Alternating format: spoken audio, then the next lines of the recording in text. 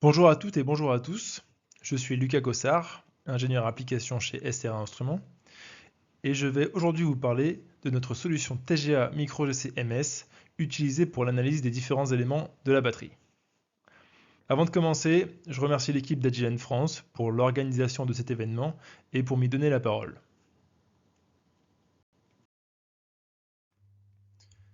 Pour nous présenter en quelques mots, SRA Instruments est une société française proposant de l'instrumentation analytique. Et en tant que partenaire privilégié d'Agilent, la chromatographie en phase gaz occupe toujours une place centrale dans nos produits. À ce chromatographe, nous ajoutons des périphériques d'échantillonnage, tels que des systèmes d'analyse en ligne ou alors de thermodéception, et également des systèmes de détection spécifiques, et ce afin d'adapter nos solutions à des besoins à la fois spécifiques et exigeants.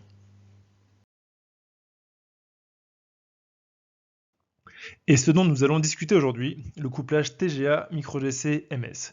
Ce couplage a été développé il y a environ une quinzaine d'années en partenariat avec Mettler Toledo, expert en analyse thermique, et pour la partie MicroGC MS, nous utilisons des produits Agilent.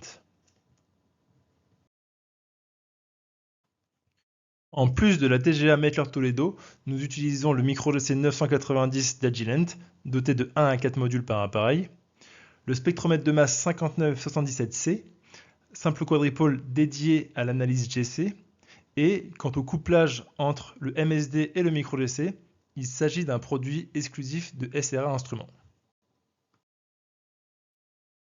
Commençons par quelques rappels scientifiques pour mieux comprendre le couplage.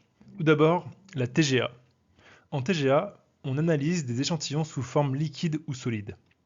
L'échantillon est placé dans un creuset, sur une balance haute précision, elle-même à l'intérieur d'un four. Au début de l'analyse, la température du four va augmenter en suivant un gradient prédéfini, jusqu'à atteindre une température finale.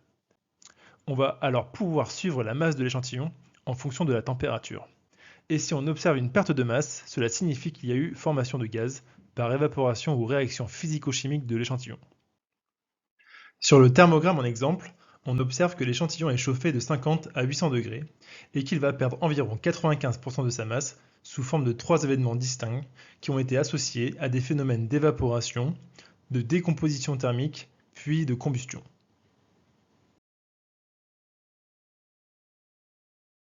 Ensuite, dans ce couplage TGA micro-GC-MS, il est question de micro-GC. En micro-GC, on ne travaille qu'avec des échantillons gazeux. En général, un instrument micro-GC est composé de 1 à 4 modules, et ce qu'on appelle module est en réalité un système de chromatographie en phase gaz complet, avec un injecteur, une colonne et un détecteur, en l'occurrence ici un TCD. On a donc de 1 à 4 GC par micro-GC. L'intérêt de travailler avec plusieurs modules réside dans la possibilité d'utiliser plusieurs colonnes GC avec des chimies de phase stationnaires différentes et permettant d'analyser des portions distinctes de l'échantillon, sans rampe de température et avec des durées d'analyse courtes de l'ordre de 1 à 3 minutes. Ainsi, en règle générale, on utilise 3 modules. Le premier, équipé d'une colonne MS5A, permet de mesurer les gaz permanents. Le second, avec une colonne PPU, s'intéresse aux hydrocarbures légers, de 2 à 4 carbone, et le troisième, avec une colonne 5CB, se charge de l'analyse des COV plus lourds avec des points d'ébullition jusqu'à 180 degrés. Et enfin, dans ce couplage, il y a un spectromètre de masse. Nous utilisons le modèle 5977C d'Agilent, simple quad adapté à l'analyse GC. Ce spectromètre de masse va permettre l'identification avec certitude des COV analysés lorsqu'on travaille en mode scan, ou alors un gain de sensibilité lorsque l'on travaille en mode SIM. Et quand on associe ces trois appareils, on obtient le cocktail parfait. Tout simplement parce que, en TGA, on mesure la perte de masse de l'échantillon en fonction de la température, mais on n'obtient que très peu d'informations sur la chimie de l'échantillon. Grâce au micro-GC, on va pouvoir caractériser chimiquement notre échantillon, et ce, par l'analyse des gaz émis lors de la décomposition thermique. Concrètement, on récupère les gaz et les COV générés dans la TGA à l'aide d'une ligne de transfert chauffée et on les analyse par micro-GC.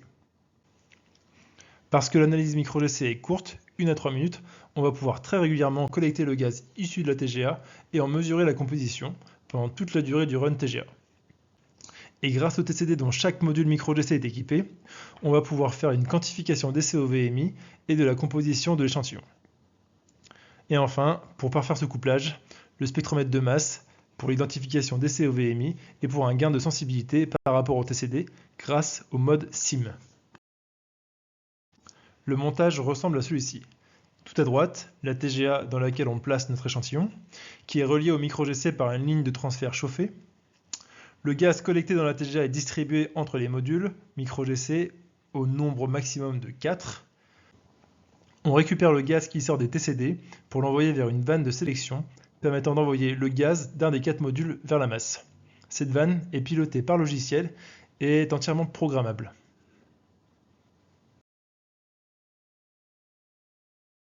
Une analyse TGA micro-GCMS va générer des données selon le principe suivant.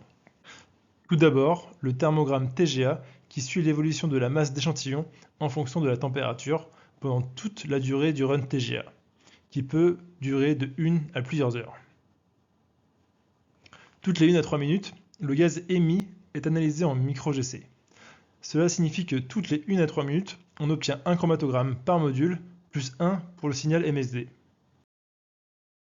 Dans ces chromatogrammes, on observe des pics pour chacun des composés émis, et si on trace pour une espèce donnée l'aire du pic en fonction de la température TGA, on obtient le profil d'émission thermique de cette espèce au cours du run TGA. Le schéma ici représente le profil de 4 composés différents sur la durée du run. Avec tout d'abord un signal nul, qui correspond à l'absence de l'espèce dans le gaz émis, puis une élévation du signal, le composé apparaît dans le gaz jusqu'à atteindre une concentration maximale avant de décroître jusqu'à un nouveau signal nul.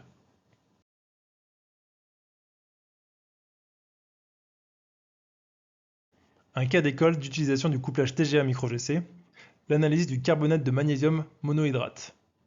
En analyse TGA, on observe une perte de masse de 80 à 500 degrés avec différents points d'inflexion. L'analyse micro-GC indique que le premier point d'inflexion correspond principalement à une élimination d'eau, le profil en bleu, avec un léger dégagement de CO2, alors que le deuxième point d'inflexion correspond à la formation de CO2 en importante quantité.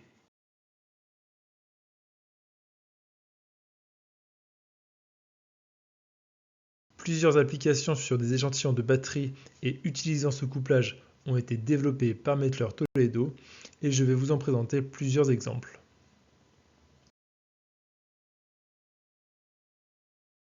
Premier exemple, l'analyse de précurseurs lithium-fer-phosphate. L'objectif de l'étude, suivre l'évolution de l'eau, des gaz permanents au cours du run TGA et détection de COV émis par l'échantillon. 4 échantillons ont été analysés avec un run TGA avec une température initiale de 25 degrés Celsius. On applique une chauffe avec un gradient de 5 degrés par minute jusqu'à une température finale de 700 degrés. Et sur les thermogrammes, on note une évolution de la masse de 50 à 400 degrés environ pour les 4 échantillons. Quelques exemples de chromato micro-GC obtenus sur ces échantillons. Ici, le module A a 2 températures différentes. On observe systématiquement un très grand pic qui correspond à l'azote, le gaz porteur utilisé pour évacuer les COV émis en dehors de la TGA en direction du micro-GC. À 270 degrés dans la TGA, on note la présence de CO dans le gaz émis et la présence d'hydrogène à 360 degrés.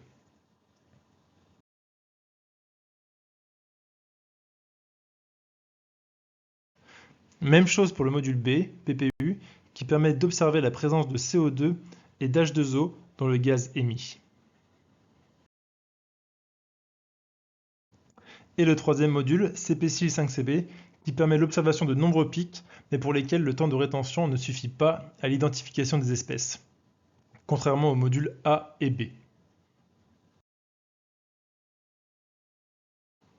D'où l'intérêt du spectromètre de masse qui, lorsqu'il est couplé au module C, va permettre d'identifier chacun des pics observés. Dans le cas présent, on observe la présence de furane dans le gaz émis par l'échantillon de précurseur LFP. Et pour répondre à la problématique initiale, voici un tableau récapitulatif des composés observés pour chaque échantillon. On retrouve principalement des alcanes, des alcènes, des composés oxygénés tels que des alcools, aldéhydes ou cétones.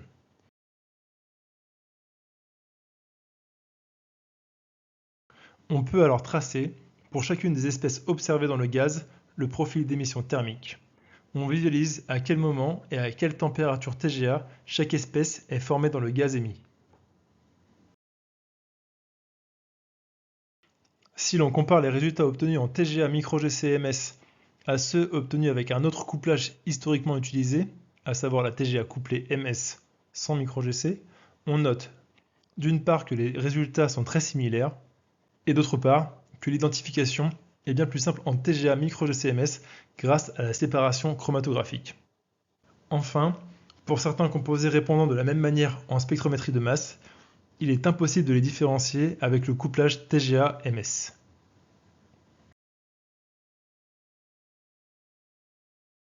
Deuxième application que je présente aujourd'hui, l'analyse d'une membrane en polyimide.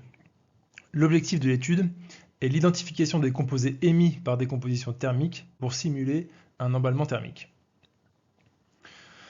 Sur le thermogramme TGA, on observe que l'échantillon perd 45% de sa masse sur une plage de température allant de 40 degrés à 1000 degrés Celsius.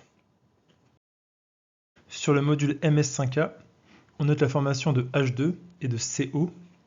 Sur le module PPU, on observe plusieurs pics correspondant au CO2, à l'eau et à l'acide cyanhydrique.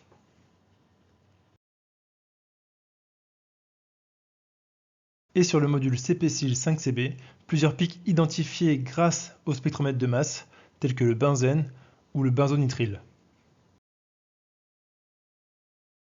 Pour la troisième application présentée, l'échantillon est une poudre de cathode. L'objectif est de quantifier la teneur en eau de cette poudre, donc sa fraction massique, et d'identifier les autres composés émis. En TGA, on note une perte de masse de 16% sur une plage de 50 à 500 degrés. Parmi les COV émis, on note la présence de CO, d'hydrogène, de cyanogène C2N2, de CO2, d'HCN et évidemment d'H2O. La quantification de l'eau se fait en deux temps. Tout d'abord, on calcule l'air sous la courbe du profil d'émission d'eau. Ensuite, on analyse en TGA micro-GC un échantillon dont on connaît la teneur en eau. Ici, on a utilisé l'oxalate de calcium monohydrate, comme vous le voyez au milieu de l'écran. Et on calcule l'air sous la courbe du profil d'émission d'eau de cet étalon. La teneur en eau de l'échantillon, à savoir la poudre de cathode, peut alors être calculée par simple produit en croix.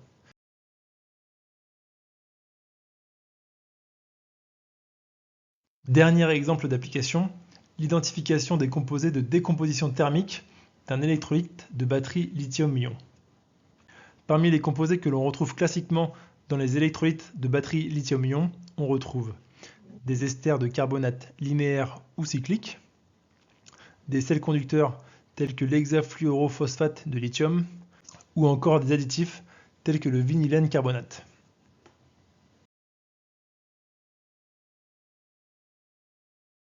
L'analyse TGA montre une perte de masse de 95% avec 3 points d'inflexion de 40 à 400 degrés.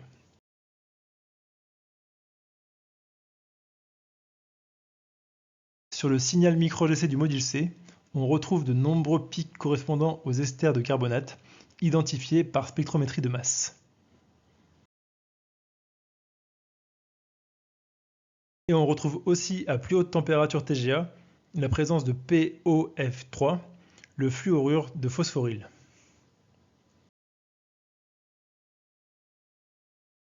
Comme précédemment, une fois les pics micro-GC identifiés et intégrés, nous pouvons tracer le profil d'émission thermique de chacun des composés détectés. Pour conclure cette dernière étude sur l'échantillon d'électrolytes, on note que les émissions sont majoritairement constituées d'esters de carbonate. La présence de POF3 provient de la décomposition du LiPF6 en présence d'eau. La TGA micro-GC-MS permet de la séparation et l'identification de ces différentes espèces en toute simplicité. À titre de comparaison, ce même échantillon a été analysé avec un autre couplage classique en analyse thermique, la TGA couplée infrarouge, dont les résultats sont plus difficilement exploitables à cause de l'émission simultanée des différents composés.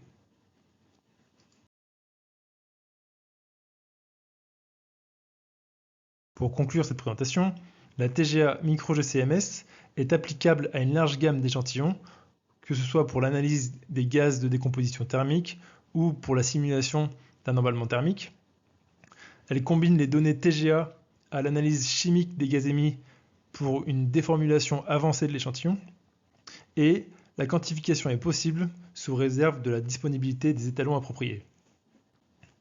Pour la session de questions-réponses à suivre, je serai rejoint par Nicolas Fedlich, expert en analyse thermique chez Mettler Toledo et auteur du handbook affiché à l'écran sur l'étude des gaz émis en analyse thermique. Il ne me reste plus qu'à vous remercier de votre attention et nous sommes maintenant disponibles pour répondre à vos questions.